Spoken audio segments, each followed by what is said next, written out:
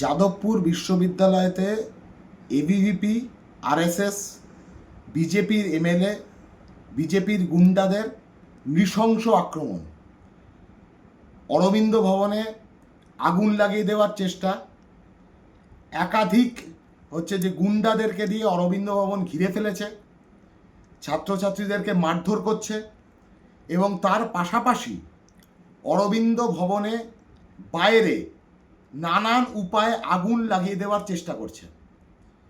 এই আক্রমণ আসলে যাদবপুর বিশ্ববিদ্যালয়ের ভেতরের যে পরিবেশ, যে মুক্তমনা পরিবেশ, যে গণতান্ত্রিক পরিবেশ, যে গণতান্ত্রিক পরিসর, তার উপরে আক্রমণের চেষ্টা। সংবিধানের ডেমোক্রেটিক ইথোস যেটা যাদবপুর বিশ্ববিদ্যালয়ে প্রতিদিনের অনুশীলনের মধ্যে আছে, তার ওপরে আক্রমণের চেষ্টা করছে। যাদবপুর বিশ্ববিদ্যালয়কে এইভাবে আরএসএস, বিজেপি তারা দমাতে পারেনি, কোনোদিন পারবে না। নানা উপায়ে যাদবপুরকে দমানোর চেষ্টা হয়েছে। ফান্ড কাটস করা হয়েছে, সেন্ট্রাল গভর্নমেন্টের ফান্ড বন্ধ করে দেওয়া হয়েছে, স্টেট গভর্নমেন্টের ফান্ড বন্ধ করে দেওয়া হয়েছে। তারপরে দাঁড়িয়েও যাদবপুর মাথা উঁচু করে বলেছে যে আমরা প্রতিবাদে আছি, আমরা প্রতিবাদে থাকব।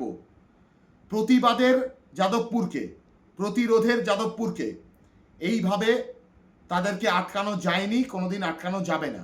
পুলিশের ভূমিকা, 8 ঘন্টা 40 মিনিট আগে পুলিশকে যোগাযোগ করা হয়েছে। তারপরে দাঁড়িয়েও পুলিশ প্রশাসন এখনো পর্যন্ত কোনো সদর্থক ভূমিকা গ্রহণ করেনি। যাদবপুরকে কার্যত বিজেপির গুন্ডাদের হাতে খুলেআম ছেড়ে দেওয়া হয়েছে প্রশাসনের পক্ষ থেকে, যাতে যাদবপুরকে ধ্বংস করা যায়।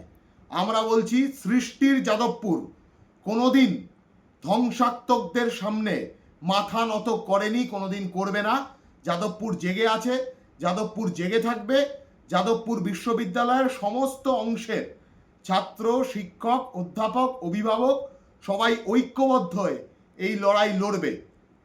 আগুন জ্বালিয়ে, কোনো আগুনে যাদবপুর বিশ্ববিদ্যালয়কে পোড়ানো যায়নি, পোড়ানো যাবে না।